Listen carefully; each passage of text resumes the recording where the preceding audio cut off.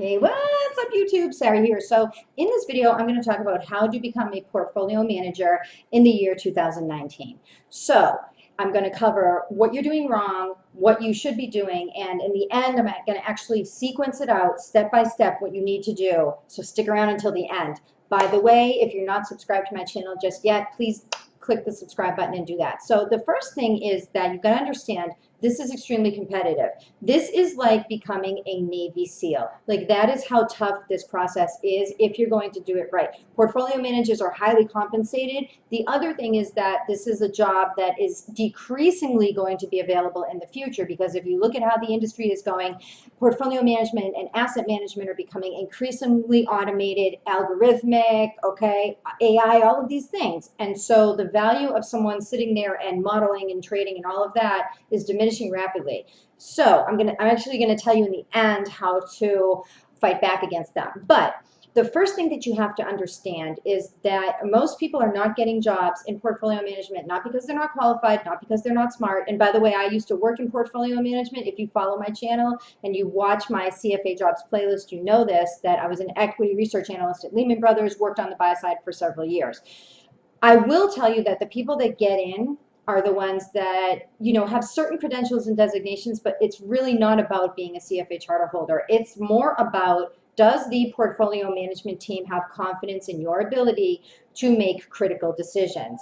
And so I'm going to tell you how you market yourself as being that person when we get to the end. But first, I want to just talk about how badly you have to want this. So a lot of people reach out to me and they say like, oh, they tell me their story, you know, like, oh, I want to be a portfolio manager. I want to do this. I want to do that, blah, blah, blah, blah, blah. I just graduated. I have this credential. And they think that the credential is really all that matters. It's not. You're talking about multiple millions of dollars. You're talking about high pressure. You're talking about conditions that cannot be predicted, all of this. And so what the person needs to know that is making the decision about you is that not only just are you credible and have the designation, is how well do you think on your feet? How well do you communicate? They think that you're hardworking? Do they think that you have integrity? All of that. So what I'm trying to get at is what you look like on paper is probably a lot less important than you think. I think what's really important, and especially because, like I said, this is becoming more competitive in 2019, is how do you perform? So you have to show people that you're a performer. And how do you do that? So here's the part I've been talking about. Listen up. You need to present yourself as the professional's professional. And you do that by how you reach out to the person. So I'm going to give you a sequence, okay? You don't need a lot of money to get an internet connection. You don't need a lot of money to get a LinkedIn account, okay? These are free resources, but use them right. So make a list. Here's the sequence. Ready? Make a list of 20 companies that you want to work at. So preferably these are companies where you have some kind of a connection or somebody you know that works there, whatever it may be, okay? Low-hanging fruit, probably better than the reaches. 2, get on LinkedIn and send connection requests to the decision makers about portfolio management at that company.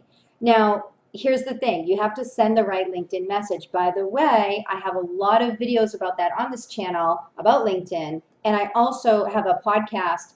You can follow me. I'm going to link it below if you want, and please subscribe to that podcast that talks all about marketing and how you present yourself. It's designed for financial advisors, but if you're in asset management or want to work in asset management, this also really applies to you because it's the same thing. It's the same skill, okay? Subscribe to the podcast. Now, so when you reach out over LinkedIn, don't send the same old, tired, boring message that is a cliche that every single asset management candidate says, which is, I just graduated from blah, blah university. I just graduated from, you know, NYU Stern with an MBA, or I just passed my CFA level 3 and I wanted to be in touch with you because I want to work at your company. No. You have to approach this from their standpoint. You have to empathize with them and look at them as if they are the hiring manager. And like I said, they want to see somebody who is really a performer. So what you have to show them is that you are effective. And if you communicate ineffectively, like that last message that I mentioned, they're not going to want you. So what you have to say is something like this. I was reading about your company. Based on what I understand, it looks like at some point in the future, my skills may be able to be a valuable resource to your company. I would like to develop a long-term relationship with you. Now, if I'm a company owner or I own an asset management company, I'm a decision maker. That sounds so much more useful and professional than me just coming like, I'm looking for a handout. Hire me, please, please, please. I'm not asking for anything. I'm coming with skills. I'm coming with value. I'm coming with the idea that you don't have to hire me right now. I'm good enough that I'm going to be around here. I'm going to persist, and let's just get to know each other, which is way more reasonable. So that's the sequence. Okay, now when some of these leads start to hit and some of these people actually start to respond back to you and say, okay, great, let's talk, or they start to respond to the connection request, then you have to go through a whole sequence of, okay, well then what information do I then put in front of them? And a lot of that, again, is about being that professional and having, you know, what kind of models do you have? What kind of news do you follow? What kind of views do you have on the market? What else are you posting to your LinkedIn newsfeed? Do you understand their business? Can you send them business? Can you send them a referral? Can you talk with them about what, are you following their company on LinkedIn? So there's a sequence that you have to execute after that. And if you want to stay tuned here on my channel, I hope you'll subscribe. Also, like I mentioned in the podcast, I'm going to be talking about some ideas about how to do that in the future as well. So everybody, thank you so much for watching. If you want to be a portfolio manager in 2019, like I said, you're going to be so committed to this that you're going to want to eat from the trash can. Like that's how hard you're going to grind for this. But I'm telling you that if you do these things that I just described in this video and you're thoughtful about it, then you stand a way higher chance of doing that. So I hope that I'll be seeing you subscribing to my podcast and stay tuned with me on this channel for occasional, pieces on this in the future. Thanks, everybody.